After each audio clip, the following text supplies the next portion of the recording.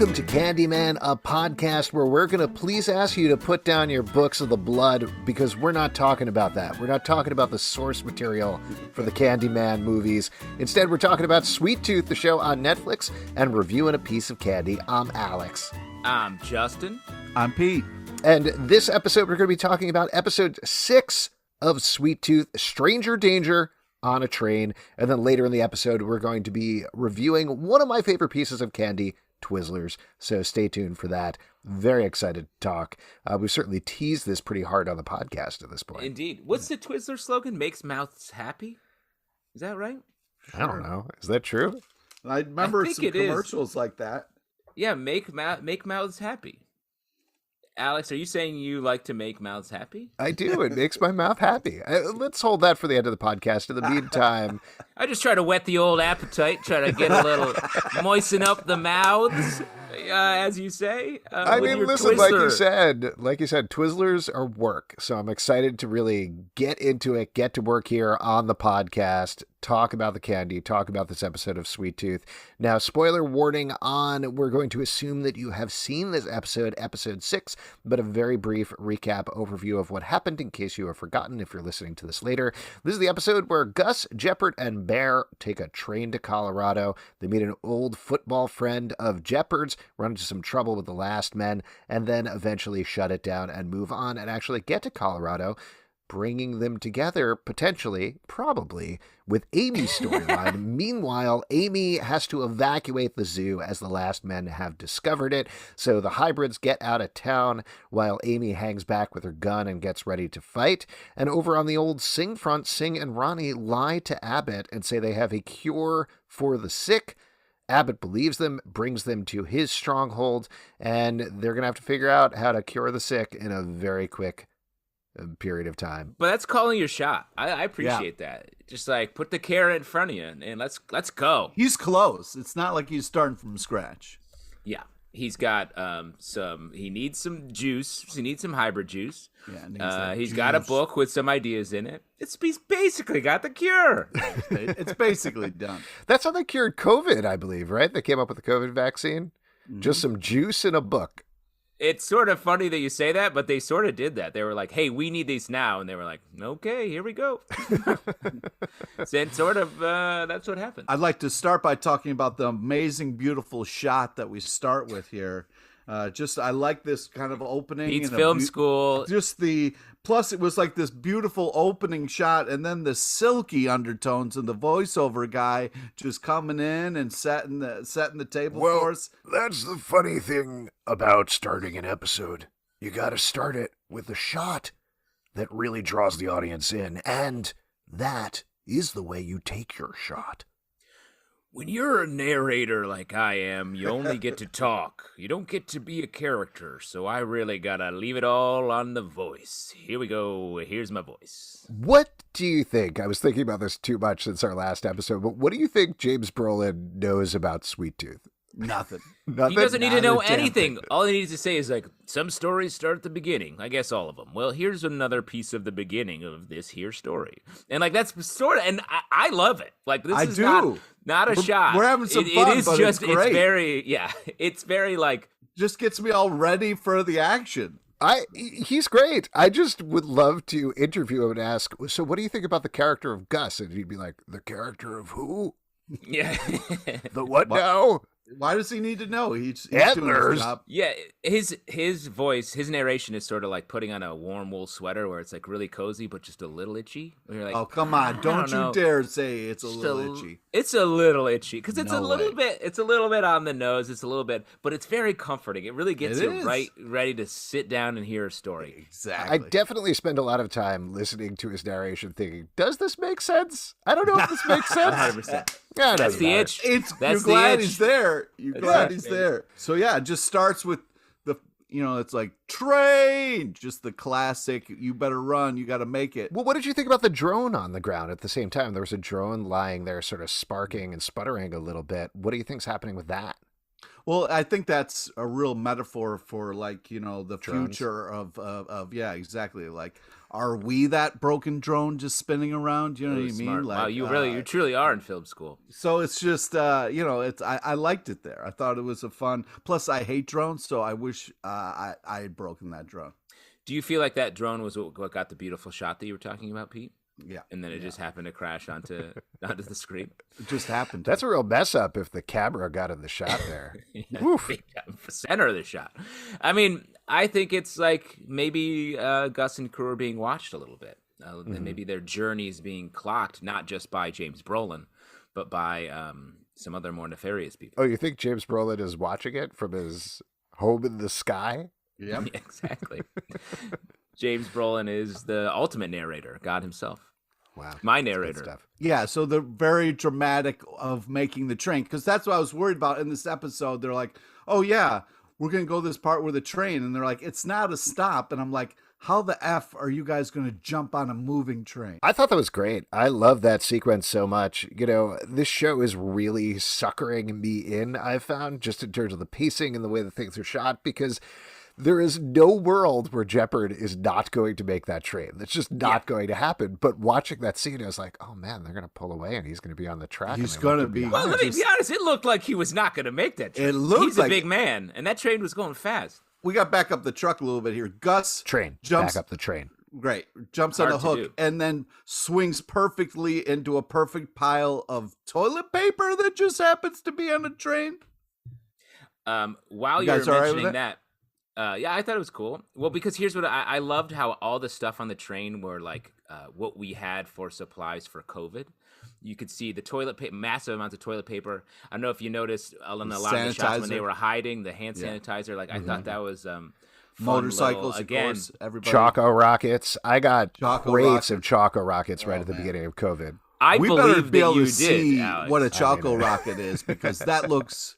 I mean, if it's chocolate, you can light on fire. I mean, I don't know if it was chocolate at the beginning of COVID, but it was definitely, we put on our mask and I was like, well, time to get 18 canned cases of beer. Here we go. Yeah. Moving up from the 6-pack to just got to make sure it's there. 100%. Exactly. Supply up. The liquor stores are one of the only places allowed open outside of like random grocery stores. It was a wild time to really take a hard look at each other and be like, yep, we're going to go get some booze right now. Oh, yeah, yeah. Since we're starting with the train storyline anyway, why don't we continue to plug through this? Really, yes, Justin. Well, I was going to say, before we, so Jepperd running and he starts to see his football highlights, which I thought was very cool. Good reminder, and really set up the rest of the episode. If you were in Jepperd's position, what highlights would you be seeing to drive you to make it onto the train? I would just run faster. I don't know. No, but that's what I'm saying. What visions are you having to really Pete, get you would 100% picture the train as a big candy bar, right? Yeah, exactly. Big Reese's cup. You're just trying to get your... Or a Philly cheesesteak, whatever. Yeah, they're both tube-like. It's fine. That's like a train. Yeah. Man, I don't know. Podcasting, like I got to make to the podcast on time. Wow. Right.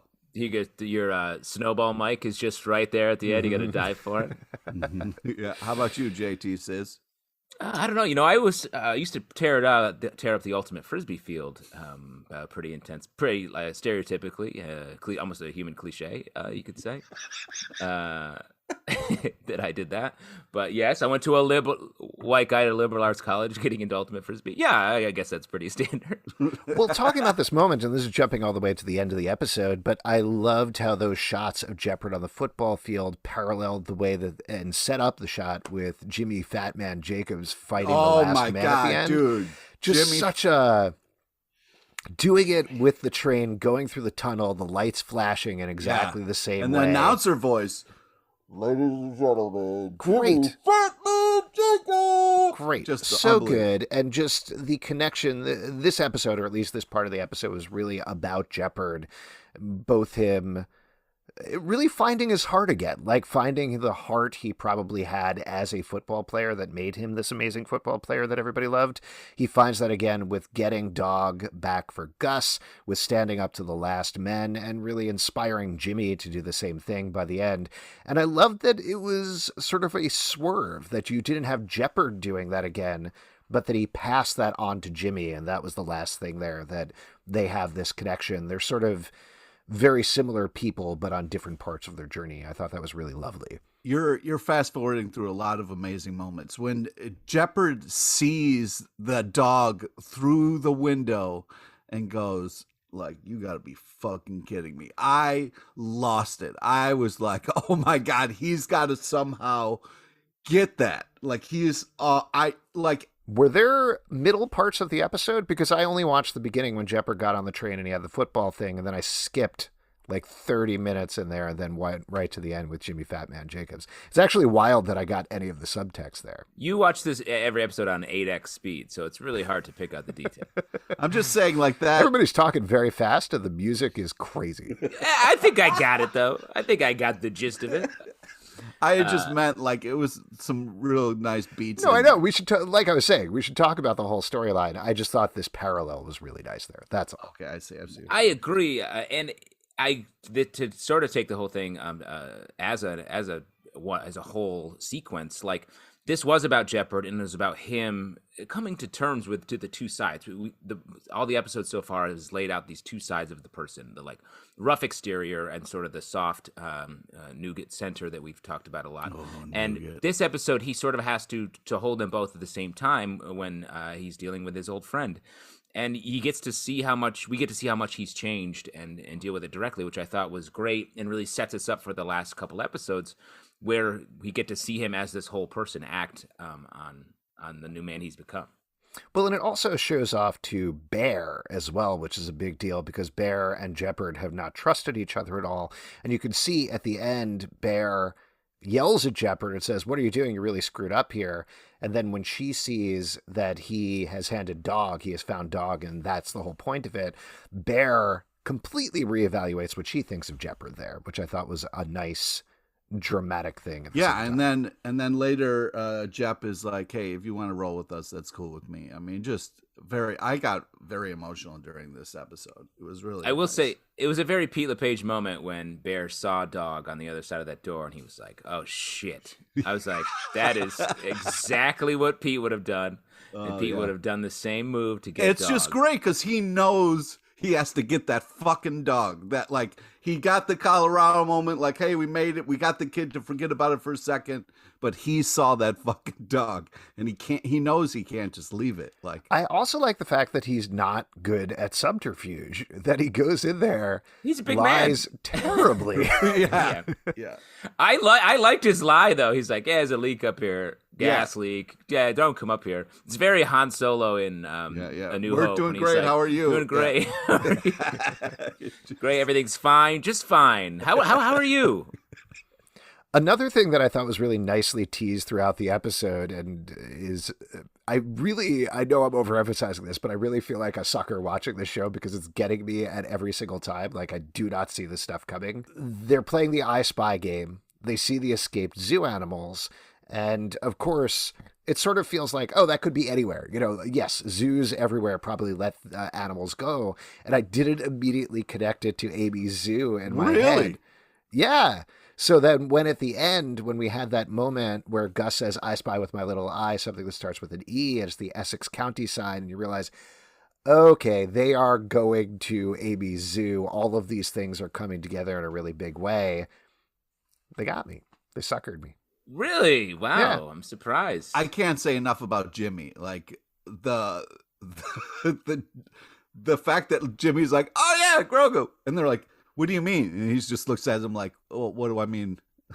What did I say?" And it's just like this, like, is this guy going to be able to focus good enough to actually? I thought it was so sad. He has. We were talking about this, and unfortunately, joking about it on an earlier podcast about CTE. I think I was saying I have it, but Jimmy has it, and it's just the fact that he can't hold on to those memories is such a bummer. But the fact that he gets it back at the end when he's fighting these guys is kind of powerful and beautiful.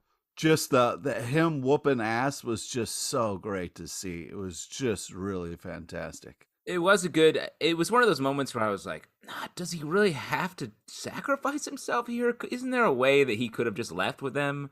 Or it's one of those moments in television or content or whatever, where you're like, there's another way out of this, but it's much more, the drama is here. So but it's also the honor of what he's doing for his friend, and the fact that he's like, I'm sharp right now, I can go out like a boss, like, let me do this, man. Yeah, no, I get that, but also, weren't they more acquaintances? When they did the little headbutt thing, come on, that was nice, man. They were close friends. Also, do we really need 2 Jepperds in the group? Like, that's a little. Now that's for a man who was just talking about how he got by the emotional moment. You're like, we can't have two Jepperds. Not this nice other Jepperd. That the guy has to die. Death sentence. You just signed Jimmy's death warrant. That was awful. He deserved to die. Oh my God! Wow. Don't you dare! I wish we had seen him die. Wow. I think that there's the only thing better than 1 Jepperd is 2 Jepperds. Okay, and all Jepperds. I loved Jimmy. And I want to see all Jepperds. Do you know what you should check out then? There's a team of Jepperds. There's a show that actually has a team of Jepperds. It's called Football. Yeah, I'm aware of it. Okay. I'm aware of it. You're going to love it. It's a lot of people sacrificing themselves. Yeah, the story is very weird sometimes. It's hard to follow, but a lot of people like it. And there's a lot of narration, though. There's a guy who's like, well, here we are at another football game. And then he talks about what's happening. You're going to, it's like it's all Jepperds and a couple James Brolins every episode. What did you think of the fact that they keep referencing Grogu?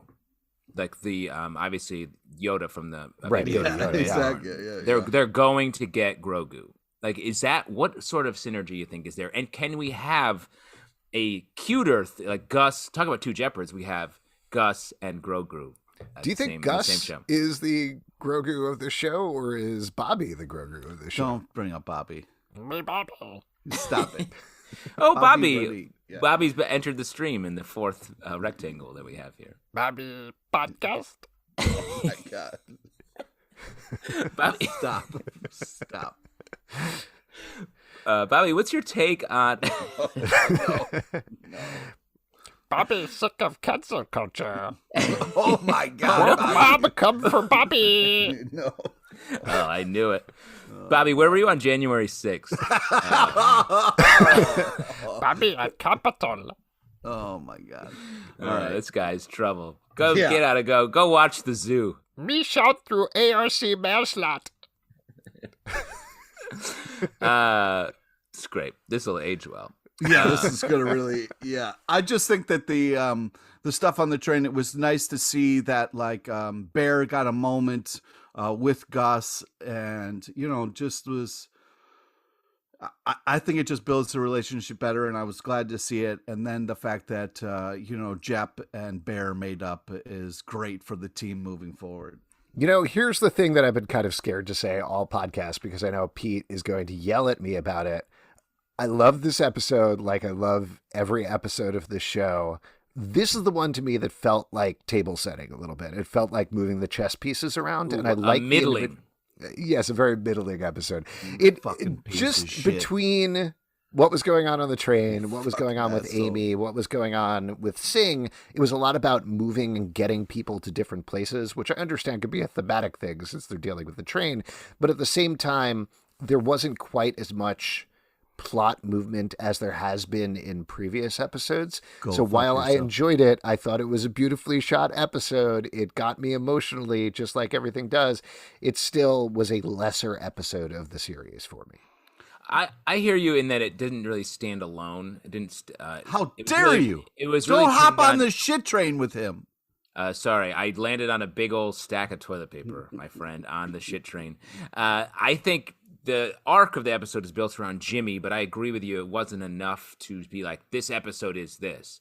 And it was definitely moving us to the next place we need to be, much like a train. But I do think the revelations that Jepperd go through were a nice emotional beat that made it feel like this episode did need to happen. It's not like this is a complete like fluff. I said, I like the episode. It was good. I just need to bring that up to really annoy Pete. Lean in with the one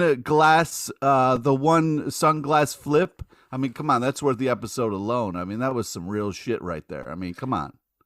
Why do you think you'll need each sunglass separately to rotate on? It depends on like special? nearsighted far. It's like if your eyes are little, you know what I mean. It's extra. So do your sunglasses do that, Pete? Can you pop up? Dude, this is some futuristic shit. I can't wait to go online and see if I can get a one popper or a double popper. You know what I mean? Pinky popper. Yeah, start with Pinky's that. popping. No. We got some pinky popping in this episode. Glad to see the dog found his way home. Oh yeah. If you had to make the call, dog or Jimmy, which do you choose? Because the show chose Jimmy. dog. You choose Really? Jimmy. Dog does smell like Will Forte's feet, which is pretty cool.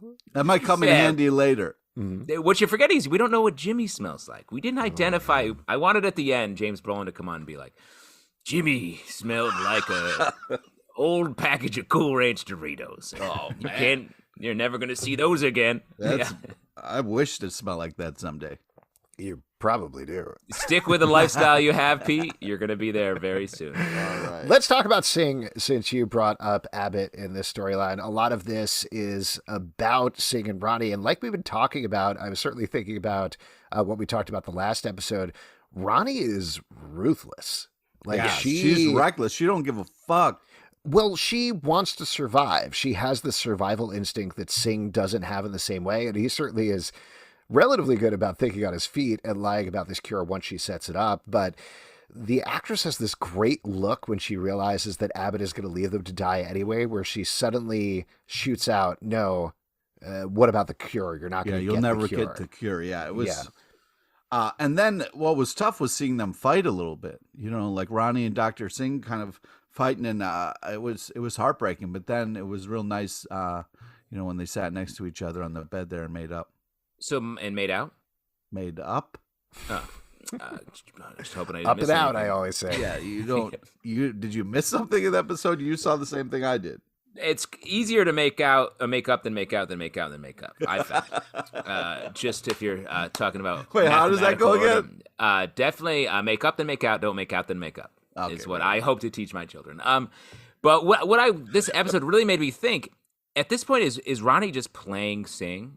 Is it about them or is it about her? Because they've done such a great job of being like they're this great true love couple. Yeah. And then it's slowly starting to think that Ronnie's maybe acting on her own. Would she betray Singh for if Abbott then somehow? Well, I don't know. She's moving in this episode without consulting Singh. She's taking They're advantage tied up against a fucking chair. What do you gotta fucking try dramatic shit, man? Come on. But it's going to come down to Singh has to find the cure, not Ronnie. So like she's put Singh on the hook, and she's ready to make the moral compromises that maybe he's not. And she's putting him on the same hook that she is comfortably sliding onto. I think there's a little bit of, I understand what you're saying, but I think there's a little bit more nuance there. I think if the chips were down, I think you're absolutely right. That how much more down do the chips have to be? The chips are fucking down, dude. If the Doritos are on the table. If Abbott took a gun and said, I'm going to kill you or I'm going to kill Singh, I think she would say kill Singh. That's no way. That's where I think she's at. But I don't think she's there, and I don't think that's what her motivation is right now. She wants to survive, but she also loves her husband wholly and completely, and you can see that throughout the episode. She believes in him. She believes he can find the cure, but she is the sort of, it's a very Walking Dead character in a certain way, where she is morally challenged. Singh is on a different level and isn't quite there yet. He still is very comfortable in Rockridge, but he's getting pushed to that place. But Ronnie has been dealing with the fact that she could die at any moment for a decade now, something like that. So she just wants to live. That's what she wants. She wants to do it with her husband, but if there was a life or death scenario, I think you are right that ultimately she would go with herself. She would hate it. She would not be happy about it, but she would go with herself. So then you don't blame her for her choices. You think she's had to deal with this, and if your life is hanging in the balance for this long, it's hard to have a real moralistic look at the world. I don't know about you guys, and not to get too dark about it, but because I do watch a lot of zombie TV shows, I do spend too much time thinking about what would I actually do in this situation? Right. What would I actually do when the chips are down? And I think I would like to think, no, I would always sacrifice myself for my children.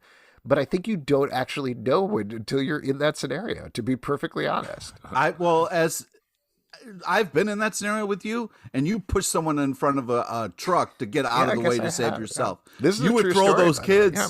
You would throw those kids under a bus. Like, that also wasn't my child. It was our tech producer. Who you didn't really love. It didn't I don't know if you had enough time to consider relationship before you pushed. All I'm saying is it was a full-grown adult I almost pushed in front of a truck. It was not a child, okay? I want to be honest. And that was not a zombie situation. That was a regular situation. We really papered over the fact that it's not. There's no zombie apocalypse. So you're saying that since in a regular situation where I was walking out of a convention center, I almost killed somebody to save my life, you think it would somehow be different with zombies? Yeah, the answer is no. It wouldn't be different. Yeah, it's not. It would be worse. In fact, it would be worse. It would be faster. Yeah. I think you would pick up a kid and throw it at a zombie to buy you some time. The second anybody says the word zombie, I'm just throwing kids in front of traffic left and right. The zombie prank I was planning on pulling on you is really going to come bite me. Oh, that's going to be, that's not going to go well. What did you think about the conversation on the bed in particular? Justin, I'm curious to hear from you, since you seem kind of down on the relationship. To the point we were saying, all the pleasantries aside, I think they're in a place where the path is dark, and they can talk about the bright side, but all their choices and everything that is happening to them keeps pushing them on to the other direction. I don't know, the way they hung on together, it feels like the answer is going to be something about both their bloods or something, because she has had it for a long time and been fighting it off. So her immune system's got to be strong, and he somehow hasn't got it the whole time. So I feel like maybe with the way they kind of hung on the word together, that's going to be kind of the answer moving forward. What did you think about the murderer that got to go free in this episode? That's what I was going to ask about. Yeah, the horsey gets to go free. That was a beautiful shot of the horse. Maybe this is a different show, and this would have happened on a different show, but I thought the horse was going to die somehow. I thought the horse was going to run it directly into a wood chipper and just die. Justice. Yeah. You think the horse was himself going to get horsed by a larger horse? That's the only justice. Get horsed. We needed that horse to get horsed. You just got horsed. Yeah. I'm recording the voiceover tracks for the pilot for our prank show, Get Horsed. Yeah, I'm working on it. I did some outreach. I'm working on, fingers crossed, getting James Brolin to narrate Get Horsed, our prank show as well. Nice. It doesn't make as much sense to have these heartfelt aphorisms for a show about pranking people with a bunch of horse hooves to their bodies. But a horse is a powerful beast, but that can kick you in the chest, but sometimes the chest is a funny place to get kicked. Well, Topher Grace, you just got horsed. That's for celebrity get horsed, which is sort of the next iteration. Yeah, we got most of the cast of That 70s Show, which is very exciting. Yeah. So the zoo, it was hysterical that Bobby was like, oh, check on the tunnels. And then we find out Bobby's tunnels, he's not just digging like a little mole person. He's putting down brick, setting up lights down there. Bobby's sewer, a Pete. fucking... Just wait. Bobby's a foreman. You can't believe. Bobby's got to have a crew back there. Bobby did not build that tunnel. It seemed like he did, because they're like, Bobby, check on the tunnels you built that we mentioned earlier. And then we're in the tunnels, and holy shit, is it immaculate down there. Bobby's an unbelievable bricklayer. He put in some water filtration. He's got some light. He's got electronic. It's just really impressive. I love the idea that Bobby goes underground and is smoking a cigarette, being like, "All right, hey, to the other otters, hey, who's laying the pipe? Oh, you fucking kidding me? You didn't finish the pipe. You didn't finish the pipe. Oh, you got 250 feet short here. Come on." I love the tension in this storyline with the last men coming to the fence, the way that was filmed through the That was driving me outside. nuts, how calm they were. Like, oh, we should calmly pack up our stuff and walk They away were, slowly. no, they were getting out of there. They were getting out of they Dodge. should have ran. It should have been like, holy shit, run, get your shit. They were like, let's... What I'm talking about very specifically is the shot through the monitor where we see one last man and then a second last man and then a third last man. The way that tension slowly builds there, I thought was so smartly and carefully done. They get out of there. Aimee evacuates the kids, puts Pigtail, aka Wendy, turns out her name is, in charge, which I thought was great. I love their relationship still. And Aimee sitting with the gun. You gotta have to love that, Pete. Wait, first off, you don't like this storyline. I think that's what's going on here. I have you don't a problem like with it. Bobby. You don't like Bobby? I don't like the way she's pretending with Pigtail. Anyway, so like... Pretending? Yeah, she's not... All right, anyway, there's a lot to uncover there. But my point is this. Clearly. They were way too casual. And then why is she staying in a zoo that's going to get broken into so she can take out 2 of them, maybe 3 before she dies? Like... Why aren't you with the hybrids? Like, why aren't you helping? You don't just send him down a tunnel and be like, take care of it from here, Bobby. Like, he's not going to be able to do anything. I think we're gonna first off, don't underestimate Bobby. He can run a $7 million tunnel construction project. You're right. My bad. He's actually the foreman on the tunnel, the new tunnel connecting Manhattan to New Jersey. So watch your back. Smart. He's taking kickbacks from 2 states in this great union of ours. No, what I was gonna say is that I think she has a strategy here. I think she loves the zoo and the preserve that she set up. And she thinks if she can deal with the last men and without the hybrids there at risk, and also that's what they're after, I think she can try to preserve the preserve is what she wants to do. Oh, she's preserving the preserve?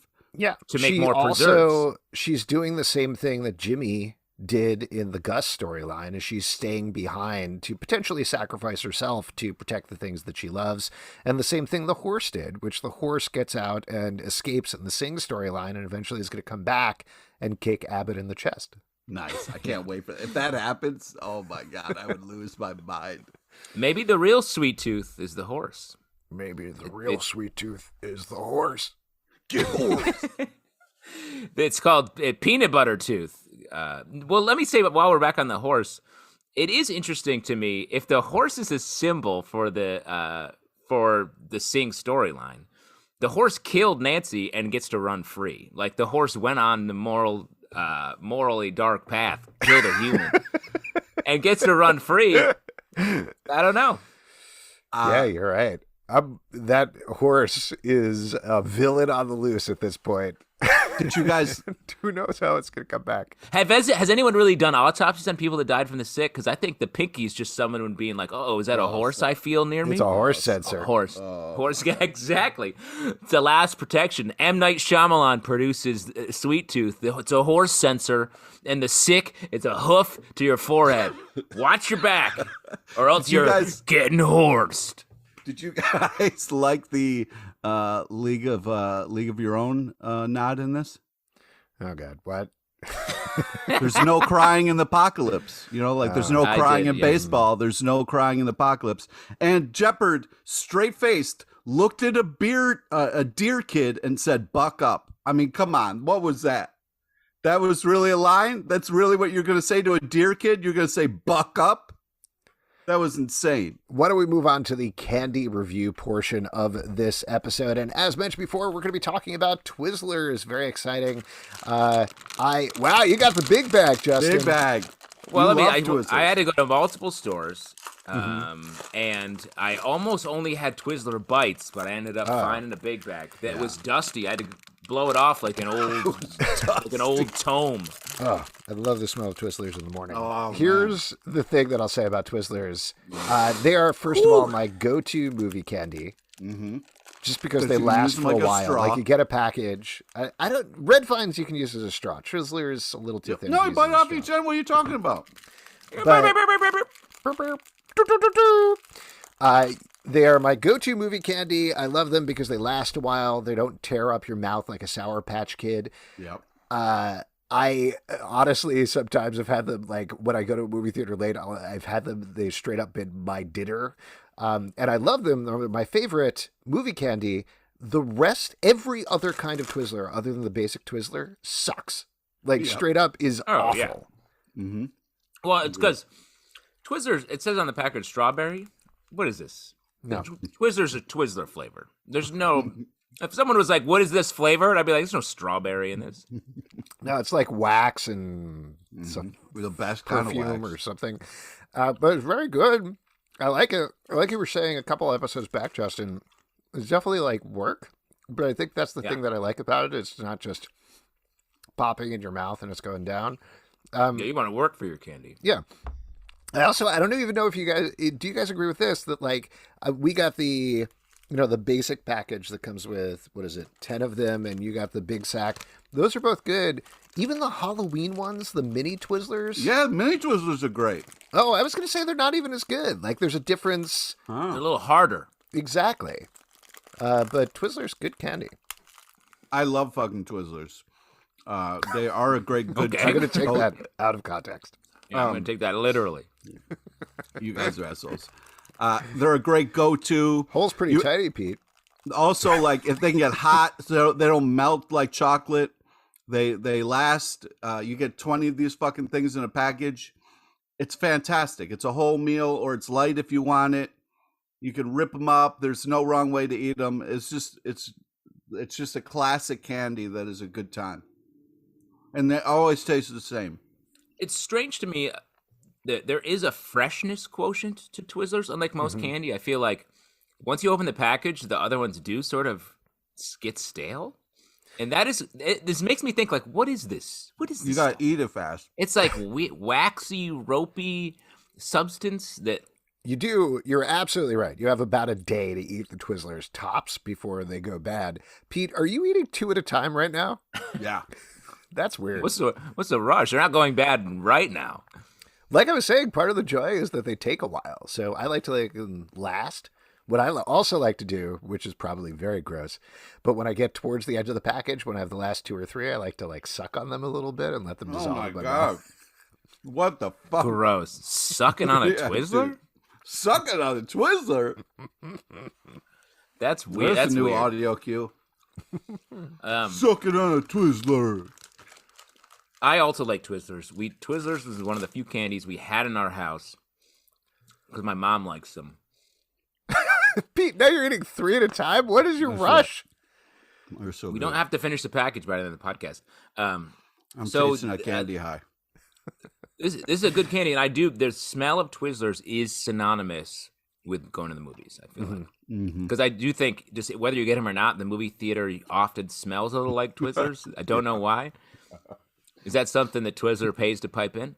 Yeah, they have it piping popcorn and Twizzlers, but you're absolutely right. Those are complementary. Like, there's not a lot of candy that I feel like you get the candy, you get the popcorn, but there's something about the slight sweetness of a Twizzler and the saltiness of a popcorn goes pretty well together. I think Junior Mints and popcorn go together. We always used to get I Junior agree with Mints just both. for practice. I Junior love Mints. Junior Mints. All 3. That, to me, that is a thing of its own, because having mint with anything else, not a huge fan of that.